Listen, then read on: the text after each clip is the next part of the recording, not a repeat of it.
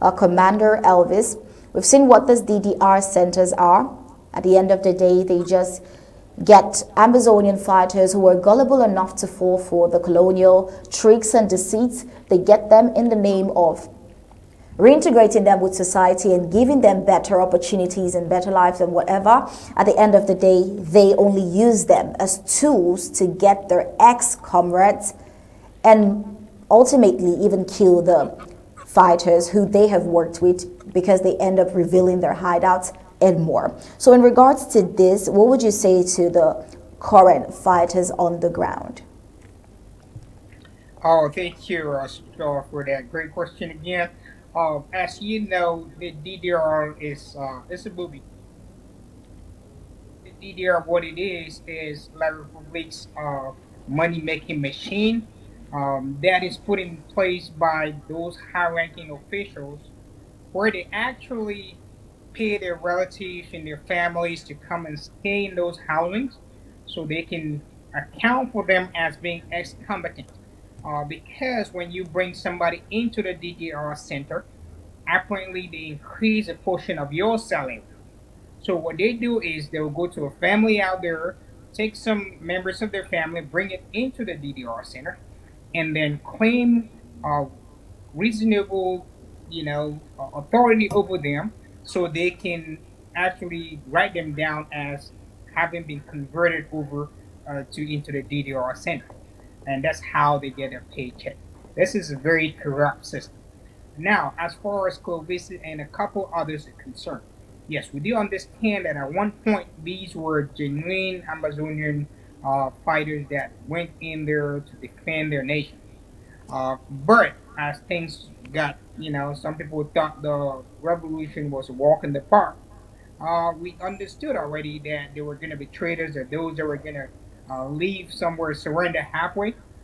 And the worst part is that they left and they decided to sell their own brothers to the enemy, forgetting that if you sell your brother to the enemy, even that enemy would not trust you. You can betray if you betray your brother to the enemy, and that enemy would ultimately look at you as a sellout, and you are not somebody to be trusted. Just like you mentioned, the likes of Mojer, the likes of Clovis Nasir, the likes of Number, who had to escape from their dungeons. We have many others that have actually been sent to go and die in battle, where they actually take you and they send you to go in front, and then they shoot you from the back. A lot of those that went to the DDR center have actually disappeared. We don't even hear about them. We don't know where they are because they've been killed and dumped somewhere in the bushes. It is better to fight and die for what you believe than to join the enemy and have him kill you for some crumbs, and nobody would ever know where your remains were buried. We continue to advise our Amazonian State Army. Yes, we do understand that there is that corruption down there. Sometimes they throw like a meat at you, hoping that you would catch it, and they can lure you into the dungeons. But there is nothing good that La Republic can do for you. We've dealt with this regime for years.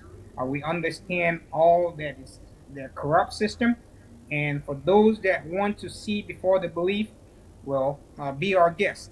Go to DDR Center, and you would just be calling us like the likes of what's the other guy, the brother of No Pity, General. What's his name? I'm kind of forgetting. Ellenberg? His name. Yeah, exactly. And those were some great fighters that had respect within the Amazon Revolution. But the moment they joined the DDR center, they became traitors. They're even begging for food. They don't even have food to eat. That's how low they are. Some are looking for an escape route. But you know what? Once you become a traitor, just know that your people would never trust you again. We've had those on the ground that have gone that route. We have those in the diaspora that have actually gone that route. The revolution is not a walk in the park, like I said. Some people came thinking it was going to be a quick fix, and when the tough gets going, you see some of the weak ones leave the race. We need the tough ones to stand the race because we have a long way to go. We are probably just starting. There is no nation that will be able to conquer the ideology that is instilled in our people. And that is why we're forever grateful for ABC, because of your continuous education. Once you empower the new generation that's coming up, there is just nothing that our Republic would do. They would have to pack and leave. And DDR or no DDR, there is no surrender for us. We are going to make sure that our this generation hands Amazonian to its indigenous people, and there is no turning back. The hands are tied. We have crossed the red line, and we are going for the finish. So again, the DDR would not turn us back. We've had so many traitors, and fortunately enough, a lot of people help us one way or the other get rid of them. They're just using them for the meantime. They know exactly where they belong because the enemy does not trust them either. So it's a waste of time for them actually going into the hands of the enemy, thinking that the enemy will welcome them. Where are the jobs that they promised them? Where's the education? They don't even have food. What a shame. So we calling on all our genuine ASA, Amazonian State Army. They know better. I am still to see any one of them go over to the DDR willingly. Maybe it was a little, excitement back then, but thank God they have been able to realize the trap that they have been put in. And as a matter of fact, we are having more lot of big soldiers handing their weapons over to the Amazonian State Army and begging for exit into neighboring countries. Today, matter of fact, we had an ambush in Bowie County where the Amazonian State Armies moved over into neighboring La West region and deleted three terrorists. Guess what? Right after that action, we've got reports that those that were left behind deserted.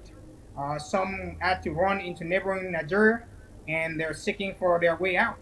We encourage those Barbaric terrorists that have been sent to Amazonia to take that route. There is no reason for you to fight a war that is a lost battle for you. You're better off being alive in another country than fighting, knowing that you're fighting a lost battle in Amazonia. Again, Amazonia is a cemetery for any Republic terrorist. It's a shame that they come over to kill our people for an octagonal fellow that is wearing diapers in Yaoundé and cannot even articulate to his people what they stand for. We are, as Ambazonians, know where we're going to. We know why we're fighting.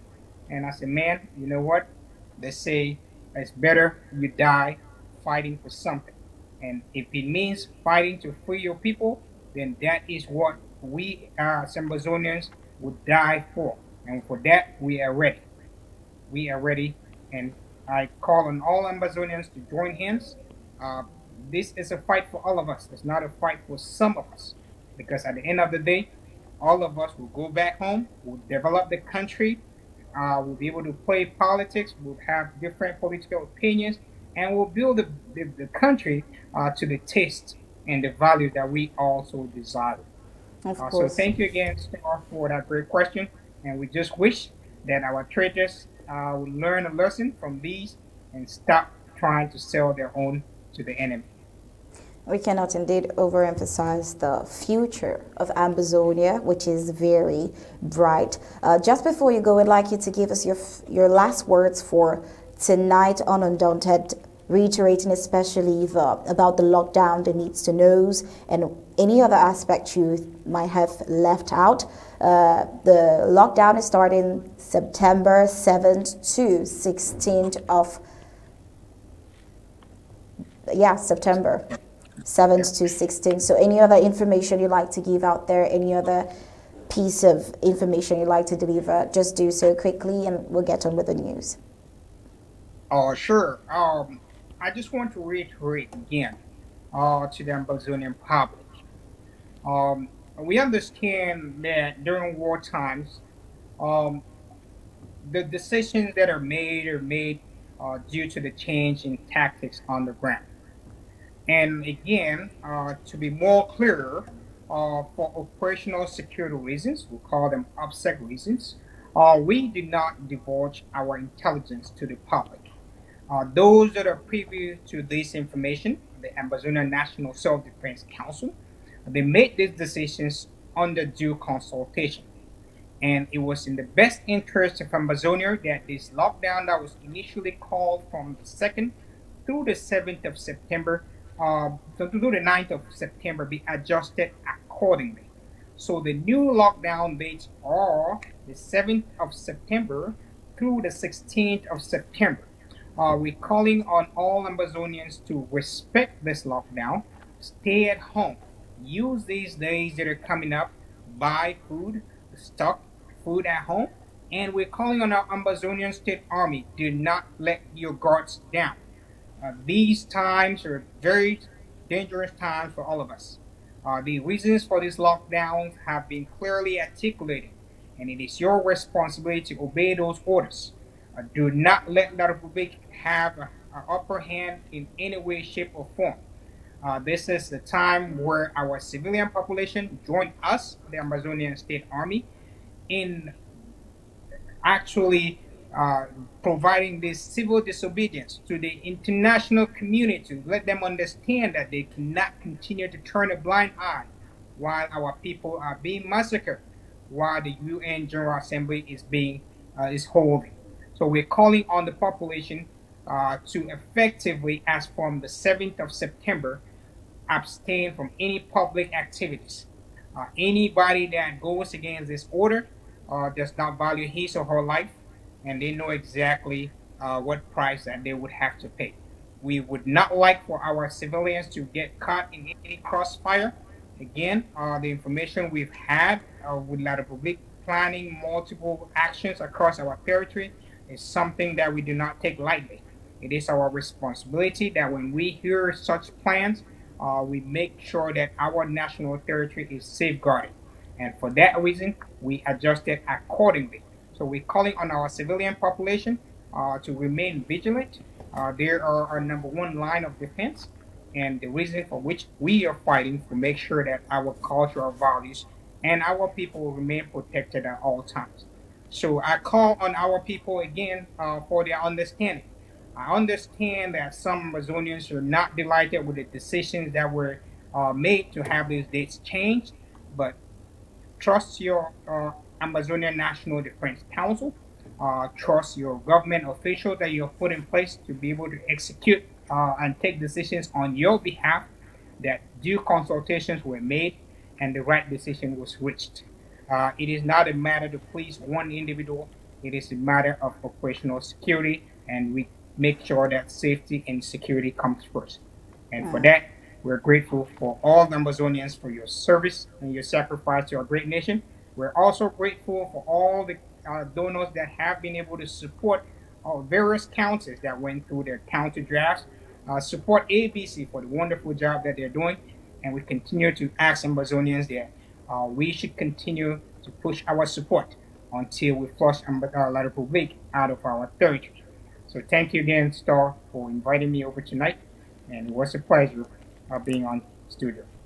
It was a pleasure having you here as well. Thank you, Commander Elvis, and have a good night. And on to the news, we'll head on to the African report.